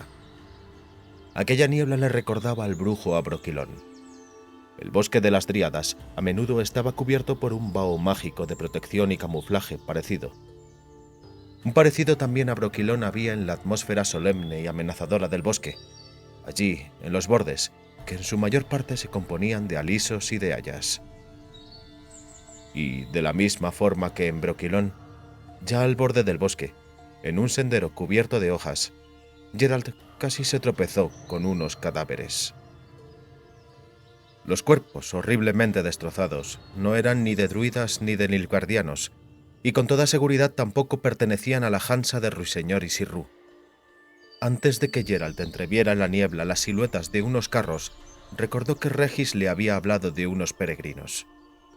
Daba la sensación de que la peregrinación había terminado de forma no muy afortunada para algunos peregrinos. El hedor del humo y los fuegos, desagradable en el aire húmedo, se iba volviendo cada vez más manifiesto. Señalaba el camino. Luego, el camino lo señalaron también unos sonidos. Gritos y la música desafinada, con sonido a gato, de una zanfona. Geralt aceleró el paso. En un camino anegado por la lluvia había un carro. Junto a una rueda había más cadáveres. Uno de los bandidos rebuscaba en el carro, tiraba al camino objetos y herramientas. El segundo sujetaba los caballos. Un tercero le quitaba al peregrino muerto un capote de linces cruzados. El cuarto hacía girar el arco de una zanfona que debía de haber encontrado entre el botín. Por nada en el mundo parecía ser capaz de extraer de ella siquiera una nota limpia. La cacofonía le vino bien. Ocultaba el sonido de los pasos de Geralt. La música se interrumpió con brusquedad. Las cuerdas de la zanfona lanzaron un gemido desgarrador. El ladrón cayó sobre las hojas y las regó de sangre. El que sujetaba los caballos ni siquiera acertó a gritar. El sigil le cortó la yugular. El tercer ladrón no consiguió saltar del carro. Cayó, bramando, rajada la arteria femoral. El último consiguió incluso extraer la espada de la vaina, pero ya no alcanzó a alzarla. Geralt se limpió con el pulgar una mancha de sangre. Sí, hijos. Dijo en dirección al bosque y al olor a humo. Fue una idea tonta. No tendríais que haber hecho caso a Ruiseñor y Sirru. Habría que haberse quedado en casa. Al poco se topó con el siguiente carro y los siguientes muertos. Entre los muchos peregrinos rajados y golpeados yacían también druidas con sus manchadas túnicas blancas. El humo de un lejano fuego se arrastraba bajito sobre la tierra. Esta vez los ladrones estaban más alerta. Solo consiguió acercarse sin ser advertido a uno que estaba ocupado en arrancar unos anillos y pulseras de baratillo del brazo de una mujer muerta. Geralt, sin pensar, le dio un tajo al bandido. El bandido gritó, y entonces los otros, que eran bandoleros mezclados con nilfgaardianos, se lanzaron sobre él con un aullido. Retrocedió al bosque junto al árbol más cercano para guardarse las espaldas con el tronco de un árbol. Pero antes de que le alcanzaran los ladrones, sonaron unos cascos de caballo, y de entre los arbustos y la niebla surgió un gigantesco caballo, cubierto con una gualdrapa ajedrezada al sesgo, de color amarillo y rojo.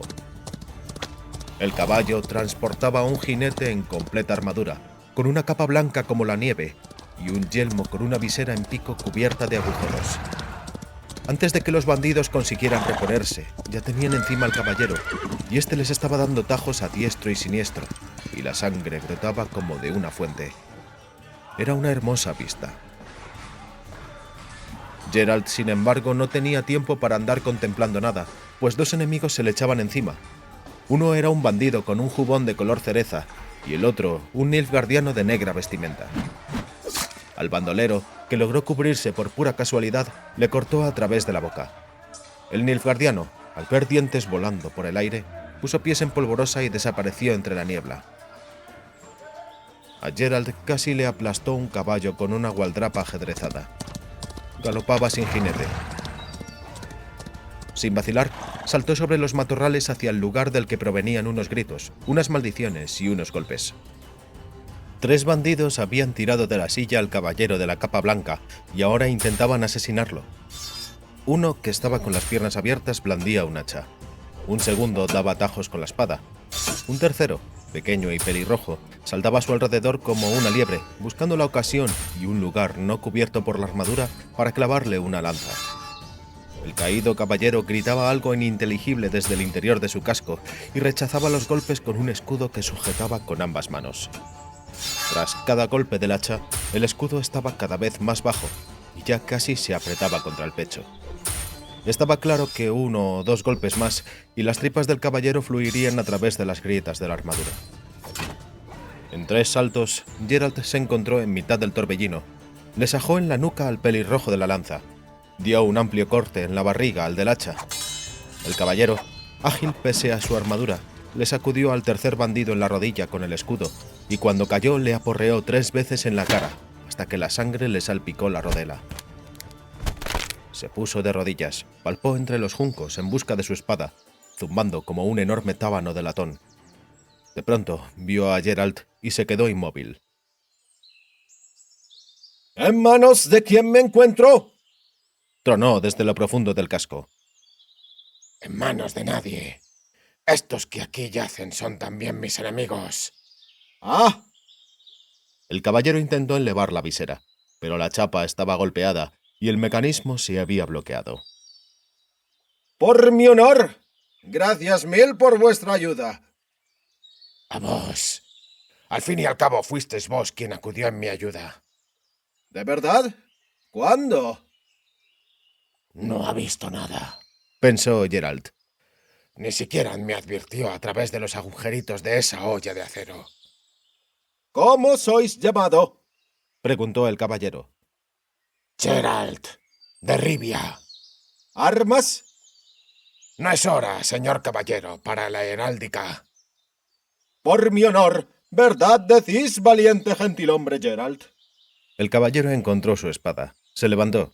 Su escudo mellado, como la gualdrapa de su caballo, estaba cubierto por un diseño ajedrezado al sesgo de color amarillo y rojo, en cuyos campos se veían alternativamente las letras A y H. Este no es el escudo de mi linaje, zumbó aclarándolo. Son las iniciales de mi señora, la condesa Ana Henrietta. Yo me llamo el caballero del ajedrez. Soy caballero andante. No me está permitido revelar mi nombre ni mis atributos. Hice juramento de caballero.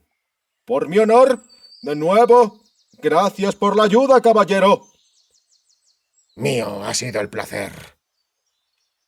Uno de los bandoleros caídos gimió e hizo susurrar las hojas. El caballero del ajedrez se acercó y con una potente puñalada lo clavó a la tierra. El bandido agitó las manos y los pies como una araña clavada en un alfiler. Aprestémonos, dijo el caballero. todavía merodean los malandrines por estos lares. Por mi honor, no es hora de descansar. Cierto. Reconoció Geralt. Una banda deambula por el bosque, matando a peregrinos y druidas. Mis amigos están en peligro. Disculpad un momento. Otro bandido daba señales de vida. También resultó clavado con brío, y con sus pies extendidos hizo tal trenza que hasta se le cayeron las botas. ¡Por mi honor! El caballero del ajedrez se limpió la espada al muslo. Difícil les resulta a estos truhanes el separarse de la vida. No os ha de sorprender, oh caballero, que dé la puntilla a los heridos. Por mi honor, antes no lo hacía. Mas estos bellacos recobran la salud con tal prontitud que el hombre honrado no puede más que envidiarlos. Desde que hubiera de medirme con un tunante 3 veces seguidas, comencé a rematarlos cuidadosamente, de modo que fuera para siempre. Entiendo. Yo, como veis, soy un andante, mas mi honor no tiene mella. Oh, aquí está mi caballo. Ven aquí, Bucéfalo. El bosque se hizo más espacioso y claro. Comenzaron a dominar los grandes robles de coronas amplias pero poco densas. El humo y el hedor de los incendios se sentía ya cerca, y al poco los vieron. Ardían los tejados cubiertos de juncos de las cabañas de un poblado no muy grande. Ardían las lonas de unos carros. Entre los carros yacían cadáveres, muchos de ellos con blancas túnicas druídicas visibles desde lejos. Los bandidos y los nilfgaardianos, dándose a sí mismos valor a base de aullidos y escondiéndose tras unos carros que empujaban delante de sí, atacaban una gran casa que se alzaba sobre pilotes. La casa estaba construida de sólidas vigas de madera y cubierta con tejas de madera dispuestas en pendiente por las que resbalaban sin hacer daño las antorchas arrojadas por los bandidos. La casa sitiada se defendía y contraatacaba con éxito. Ante los ojos de Geralt, uno de los bandidos se asomó descuidadamente por fuera del carro y cayó, como tocado por un rayo, con una flecha en el cráneo. ¡Vuestros amigos! Alardeó de perspicacia el caballero del ajedrez. Deben de estar en aquel edificio. Por mi honor, en arduo asedio se encuentran. Vayamos, aprestémonos a ayudarles. Geralt escuchó unos chillones alaridos y unas órdenes. Reconoció al bandolero ruiseñor con la faz vendada. Vio también por un momento al medioelfo Sirrú, que se cubría tras los nilfgaardianos y sus capas negras. De pronto, bramaron los cuernos hasta que las hojas empezaron a caer de los robles. Tronaron los cascos de los alazanes guerreros, brillaron las armaduras y las espadas de caballeros cargando. Con un rugido, los bandoleros se echaron a correr en diversas direcciones. ¡Por mi honor!, mugió el caballero del ajedrez, espoleando a su caballo. ¡Son mis camaradas! ¡Nos han alcanzado! ¡Al ataque! Para que nos quede también algo de gloria. ¡Ataca! ¡Mata! Galopando sobre Bucéfalo, el caballero del ajedrez cayó sobre los ladrones que se escabullían. Fue el primero. En un instante rajó a 2 y al resto los espantó como un halcón espanta a los gorriones. 2 se volvieron en dirección a Geralt, que se acercaba. El brujo los eliminó en un abrir y cerrar de ojos. El tercero le disparó con un Gabriel. El autodisparador en miniatura lo había diseñado y patentado un tal Gabriel, artesano de Verden. Lo anunciaba con el eslogan: «Defiéndete solo». «Alrededor tuyo campan el bandidaje y la violencia», decía el anuncio. «La ley es impotente y sin fuerza. Defiéndete solo. No salgas de casa sin el autodisparador manual de la marca Gabriel. Gabriel es tu ángel de la guarda. Gabriel os protege a ti y a los tuyos de los bandidos». La venta alcanzó un verdadero récord. Al poco, todos los bandidos llevaban un Gabriel cuando asaltaban a alguien. Geralt era un brujo, sabía evitar una flecha, pero había olvidado el dolor de la rodilla. El quiebro se retrasó una pulgada. La punta en forma de hoja le tocó la oreja.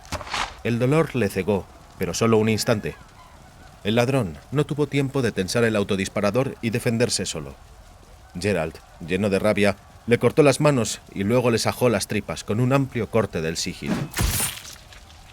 No tuvo tiempo ni siquiera de limpiarse la sangre de la oreja y el cuello, cuando ya la estaba atacando un tipo pequeño y vivo como una comadreja, de unos ojos que brillaban innaturalmente, armado con una curvada saberra cerricana que hacía girar con una habilidad digna de admiración. Ya había parado 2 tajos de Geralt. El noble metal de ambas hojas tintineaba y echaba chispas. Comadreja era rápido y observador. Al momento advirtió que el brujo cojeaba. Al momento comenzó a rodearle y a atacarle por el lado que le era más beneficioso. Era increíblemente rápido. La hoja afilada de la saberra aullaba en tajos ejecutados con el peligroso arte cruzado. Geralt evitaba los golpes con una dificultad cada vez mayor, y cada vez cojeaba más, obligado como estaba a apoyar el peso sobre la pierna herida. Comadreja se encogió de pronto, saltó, realizó un hábil giro y una finta, cortó por la oreja. Geralt lo paró al sesgo y le rechazó. El bandido giró ágil, ya se ponía en posición de lanzar un peligroso corte bajo, cuando de pronto desencajó los ojos, estornudó con fuerza y se le salieron los mocos, bajando al momento la guardia. El brujo le cortó rápido en el cuello. La hoja llegó hasta la columna vertebral. Venga, que alguien me diga Jadeó, mirando el cuerpo tembloroso. que el uso de los narcóticos no es perjudicial. Un bandido que le atacaba con una maza alzada se tropezó y cayó con la nariz entre el fango. Una flecha le salía de la ingle. ¡Ya voy, brujo! Gritó Milva. ¡Ya voy! ¡Aguanta! Geralt se dio la vuelta, pero ya no había a quien rajar. Milva disparó al último ladrón que quedaba en los alrededores. El resto huyó al bosque, perseguidos por los multicolores caballeros. A algunos los perseguía el caballero del ajedrez. Los alcanzó, porque desde el bosque se oía cuán terrible era su acoso. Uno de los nilfgaardianos negros, no del todo muerto, se alzó de pronto y se lanzó a la huida. Milva alzó y tensó su arco en un decir amén. Aullaron los timones. El nilfgaardiano cayó sobre las hojas con una flecha de pluma gris entre las paletillas. La arquera suspiró con fuerza. ¡Nos cuelgarán! Dijo. ¿Por qué dices eso? Esto es Nilgard. Y ya van para 2 meses que mayormente yo echo abajo nilgardianos. Esto es Toussaint, no Nilfgaard. Geralt se tocó un lado de la cabeza. Sacó la mano llena de sangre. Joder, ¿qué pasa ahí? Míralo, Milva. La arquera lo contempló con atención crítica. Solo te he arrancado la oreja. Afirmó por fin. No hay por qué preocuparse. Qué fácil es salvar para ti. A mí me gustaba mucho mi oreja. Ayúdame a vendarlo con algo porque me corre la sangre hasta el cuello. ¿Dónde están Jaskier y Anguleme? En la choza, con los peregrinos. ¡Oh, mierda! Retumbaron los cascos y 3 jinetes surgieron de la niebla. Iban sobre alazanes de guerra. Sus capas y estandartes se agitaban al viento. Antes de que sonara su grito de guerra, Geralt abrazó a Milva y la arrastró debajo de un carro. No había bromas con alguien que cargaba armado con una lanza de 14 pies y daba un alcance efectivo de 10 pies por delante de la cabeza del caballo.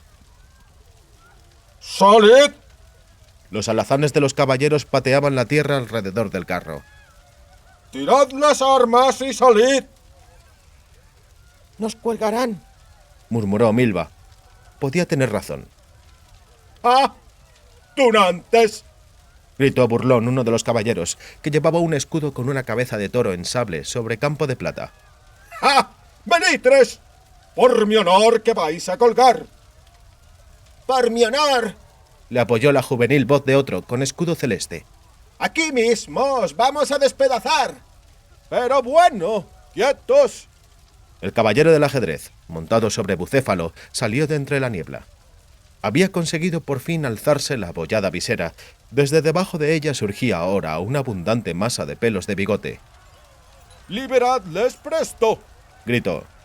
Estos no son malandrines, sino gente honrada y de bien. La moza se puso con valentía en defensa de los peregrinos, y este señor es un buen caballero. ¡Un buen caballero! Cabeza de Toro alzó la visera y miró a Geralt con incredulidad. ¡Por mi honor! ¡No puede ser! ¡Por mi honor! El caballero del ajedrez se golpeó en la pechera con un guante acorazado. Puede ser. Mi palabra empeño. Este tan bravo caballero me salvó de la opresión cuando los bellacos me tiraron al suelo. Nómbrase don Gerald de Rivia. ¡Armas! No me está permitido revelarlas. Bufó el brujo. Ni el nombre verdadero, ni los atributos. Hice el juramento de caballero. Soy el andante Gerald. ¡Oh! Gritó de pronto una voz descarada y bien conocida. ¡Mirad lo que nos ha traído el gato! ¡Ja! ¡Abuelilla! Ya te dije que el brujo nos iba a venir en socorro. ¡Y en el momento justo!, gritó Jaskier, acercándose junto con Anguleme y un grupillo de peregrinos, el laúd en una mano y en la otra su inseparable tubo. Ni un segundo demasiado pronto. Tienes sentido de lo dramático, Gerald. Deberías escribir obras para el teatro. De pronto se quedó callado. Cabeza de Toro se inclinó en su silla. Los ojos le brillaban. ¿Vizconde Julián? ¿Barón de Peirac-Peirán? Otros dos caballeros salieron de entre los robles. Uno, con un casco de olla adornado con un cisne blanco de alas abiertas de acertado parecido, conducía a dos prisioneros de un lazo. Otro caballero, andante pero práctico, preparaba unas sogas y miraba en busca de unas buenas ramas. Ni ruiseñor ni sirru. Anguleme advirtió la mirada del brujo. Una pena. Una pena, Reconoció Gerald. pero intentaremos arreglarlo. Señor caballero. Pero Cabeza de Toro, o mejor dicho, el barón de Peirac-Peirán, no le prestaba atención. No veía, parecía, más que a Jaskier. Por mi honor. Dijo, arrastrando las palabras. No me engaña la vista. Es el vizconde don Julián en carne y hueso. ¡Ja! ¿Cómo se va a alegrar Nuestra Señora la Condesa? ¿Quién es ese vizconde Julián? Se interesó el brujo. Yo soy, dijo Jaskier a media voz. No te mezcles en esto, Gerald. ¿Cómo se va a alegrar doña Anarieta? Repitió el barón de Peirac-Peirán. ¡Ah! Por mi honor, os vamos a llevar a todos al castillo de Beauclerc. Nada de excusas, vizconde.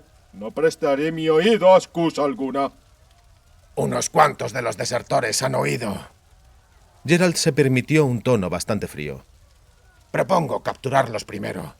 Luego pensaremos qué hacer con un día que comenzara tan interesante. ¿Qué le decís a eso, señor barón? Por mi honor, Dijo Cabeza de Toro. que de todo ello no saldrá nada. Es imposible perseguirlos. Los criminales huyeron al otro lado del río y nosotros no debemos plantar al otro lado ni siquiera la punta de un casco del caballo.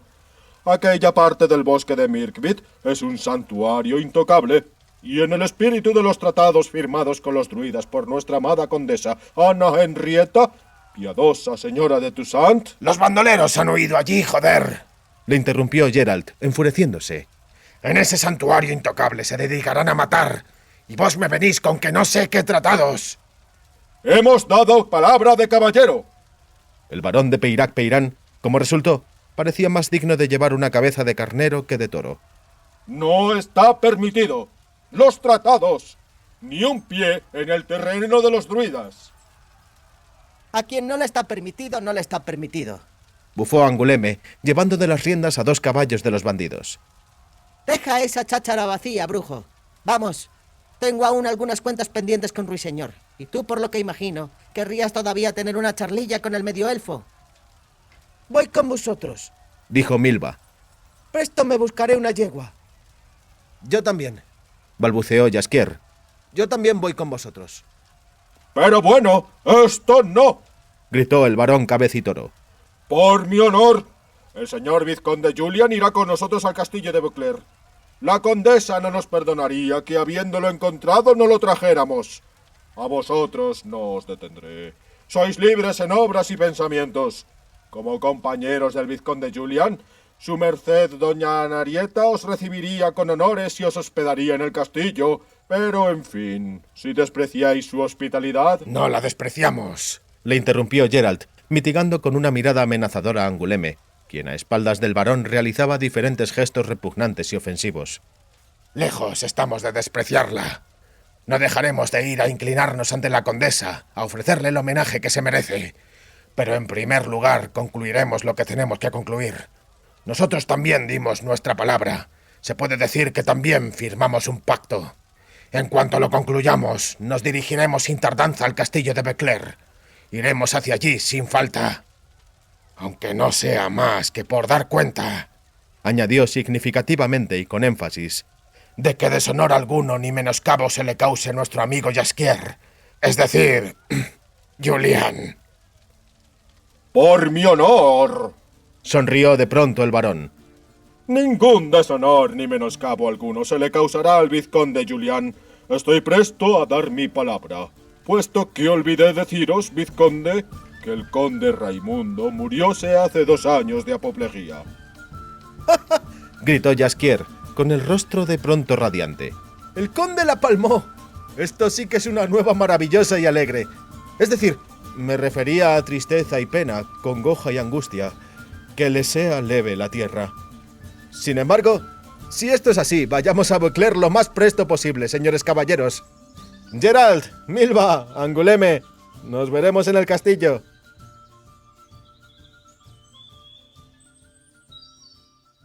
Vadearon la corriente, espolearon los caballos hacia el bosque, entre robles de ramas muy extensas, entre helechos que les llegaban hasta las espuelas.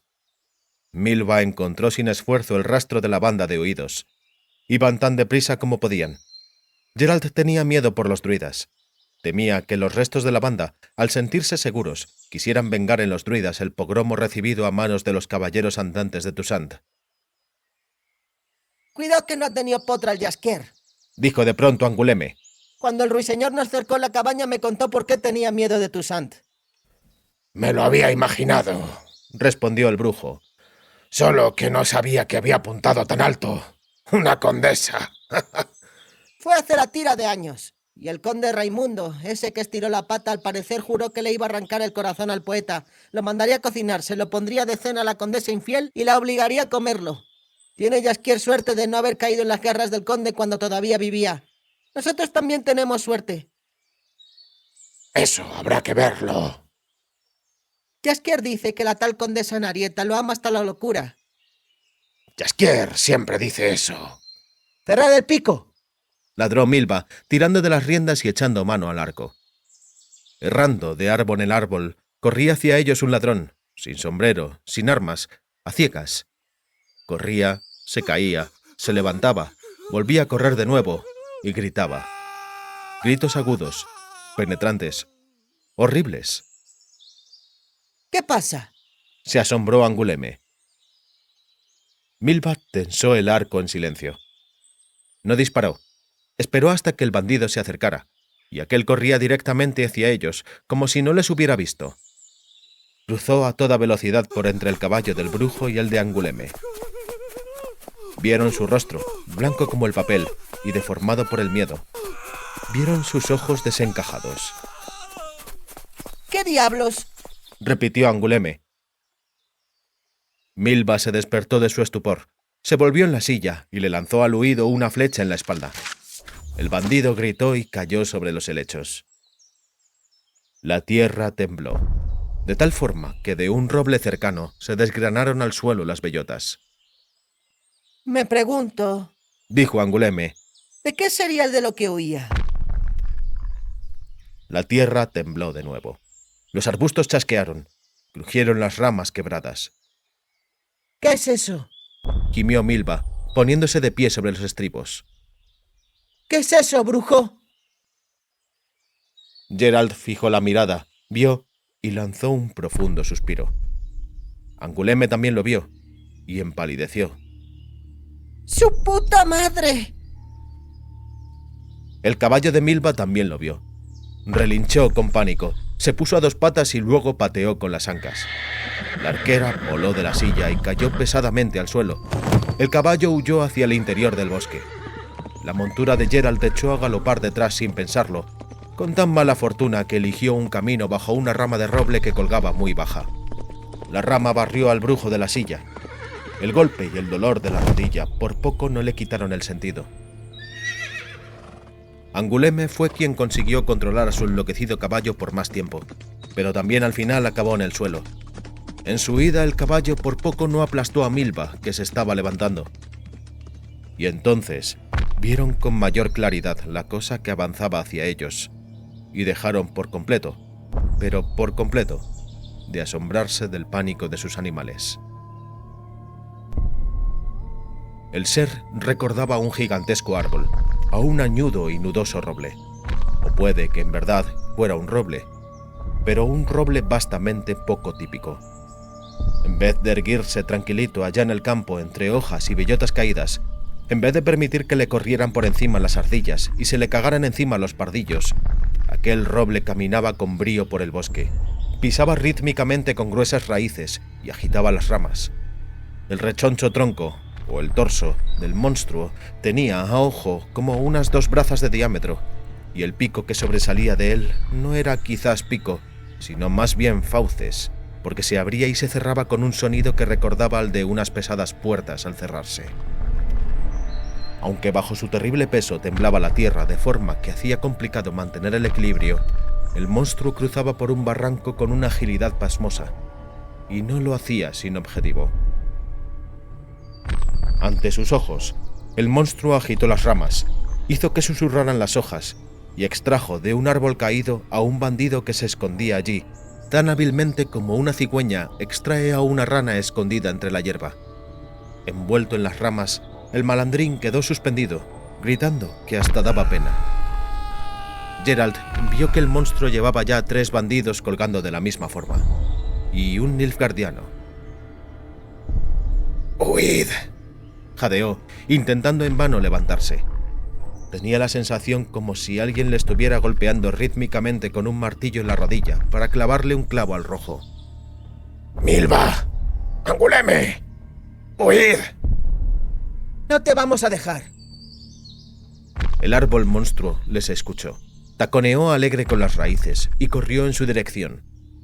Anguleme, intentando en vano alzar a Geralt, maldijo de forma especialmente blasfema. Milva, con las manos temblorosas, intentaba asentar una flecha en la cuerda, completamente sin sentido. ¡Huid! Era demasiado tarde. El árbol monstruo ya estaba sobre ellos. Paralizados por el miedo, ahora podían ver con precisión su botín: 4 ladrones que colgaban en la trenza de ramas. 2 vivían, porque emitían terribles aullidos y meneaban las piernas. El tercero, quizá inconsciente, colgaba inerte. El monstruo a todas luces intentaba capturar vivas a sus presas, pero con el 4.º prisionero no le había salido. Quizá por falta de atención había apretado demasiado fuerte, lo que se dejaba ver por los ojos desencajados de la víctima, y la lengua, que le llegaba muy lejos, hasta la barbilla, manchada de sangre y de vómito. Un segundo después colgaban ya en el aire, rodeados de ramas, todos gritando a voz en cuello. Mis. Escucharon desde abajo, desde las raíces. Mis. Arbolillo. Detrás del árbol monstruo, espoleándolo ligeramente con una ramita llena de hojas, iba una druidesa jovencita, con una toga blanca y una corona de florecillas en la cabeza. No hagas daño, arbolillo. No aprietes. Con delicadeza. Mis. ¡No somos unos bandidos! Jadeó Geralt desde lo alto, pudiendo apenas alzar su voz desde un pecho apretado por las ramas. ¡Diles que nos suelte! ¡Somos inocentes! Todos dicen lo mismo. La druidesa espantó una mariposa que le rondaba por la ceja. Mis. Me he meado. Gimió Anguleme. Me cago en tu, me he meado. Milva solo carraspeaba. Tenía la cabeza sobre el pecho.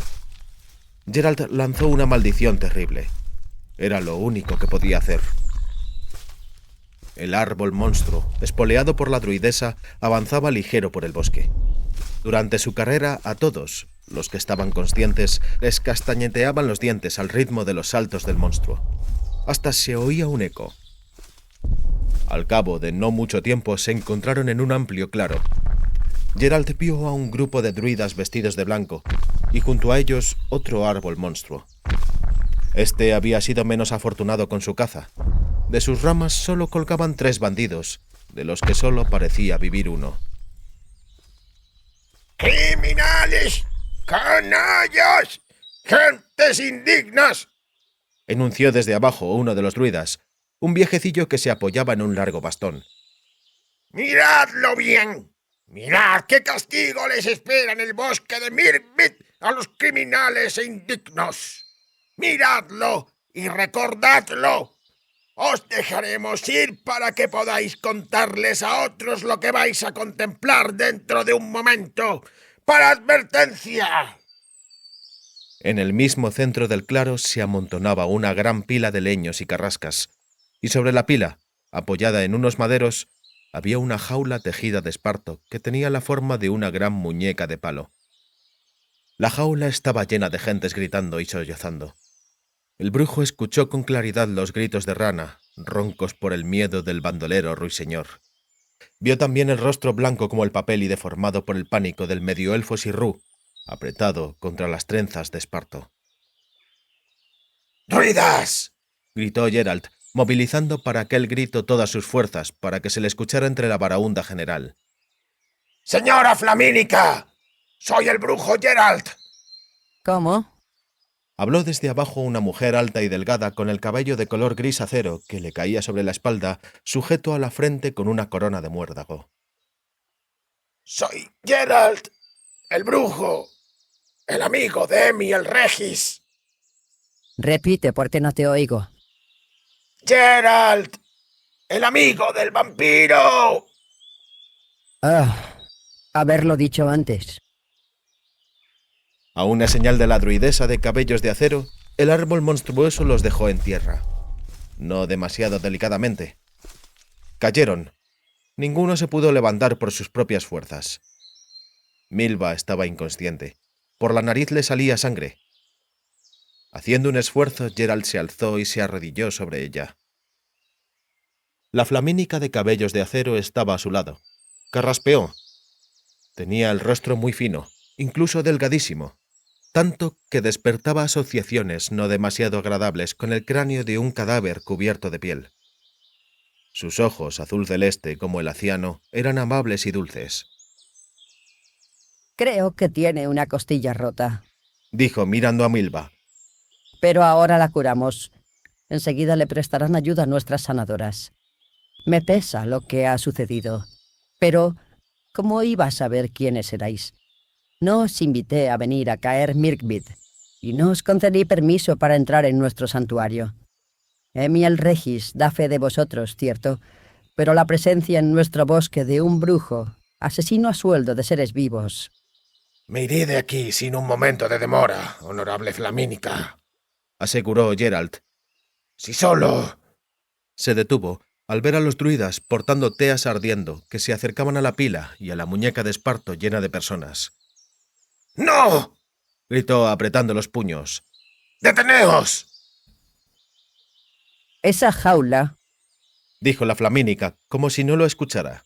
tenía que servir al principio como comedero invernal para animales hambrientos. Tenía que estar en el bosque, llena de heno.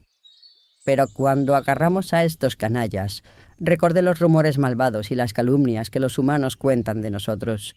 Bien, pensé, vais a tener vuestra moza de esparto. Vosotros mismos os la sacasteis de la manga, como pesadilla que despierta el miedo, así que yo os voy a proporcionar esa pesadilla. Ordena que se detengan. Susurró el brujo. Honorable Flamínica, no los queméis. Uno de esos bandidos tiene una información muy importante para mí. La flamínica posó una mano sobre el pecho. Sus ojos de aciano eran amables y dulces. Oh, no. Dijo con voz seca. No, señor. Yo no creo en la institución del testigo de la corona. El librarse de la pena es inmoral. ¡Deteneos! Gritó el brujo. ¡No le prendáis fuego! La flamínica realizó un breve gesto con la mano y Arbolillo, que todavía estaba en los alrededores, taconeó con sus raíces y le puso una rama al brujo en el hombro. Geralt se sentó, y además con impulso. ¡Prendedle fuego! Ordenó la flamínica. Lo siento, brujo, pero ha de ser así. Nosotros, druidas, valoramos y honramos la vida en cada una de sus formas. Pero el dejar con vida a los criminales es simple estupidez. A los criminales no les asusta más que el miedo. Así que les vamos a dar un ejemplo por el miedo. Albergo la esperanza de que no tenga que repetir este ejemplo. Las carrascas se prendieron muy deprisa. La pila vomitó humo y se cubrió de llamas. Los gritos y aullidos que salían de la moza de Esparto ponían los pelos de punta. Por supuesto, no era posible en la cacofonía de chasquidos producida por el fuego, pero a Geralt le parecía que distinguía el croar desesperado de Ruiseñor y los gritos agudos, llenos de dolor, del medioelfo Sirru. Él tenía razón. Pensó. La muerte no siempre es igual. Y luego, después de un tiempo macabramente largo, la pila y la moza de Esparto explotaron piadosamente en un infierno de fuego estruendoso, un fuego al que nada podía sobrevivir. ¡Tu medallón, Geralt! Dijo Anguleme, que estaba junto a él. ¿Cómo? Carraspeó, porque tenía la garganta encogida. ¿Qué has dicho? ¡Tu medallón de plata con el lobo! Lo tenía Sirrup. Ahora ya lo has perdido del todo. Se habrá fundido en esas brasas. ¿Qué se le va a hacer? Dijo al cabo, mirando a los ojos aciano de la flamínica. Ya no soy un brujo. Dejé de ser un brujo. En Zaned, en la Torre de la Gaviota, en Broquilón, en el puente sobre el Yaruga, en la cueva de la Gorgona y aquí, en el bosque de Mirkvid. No, ya no soy un brujo, así que he de aprender a vivir sin el medallón de brujo.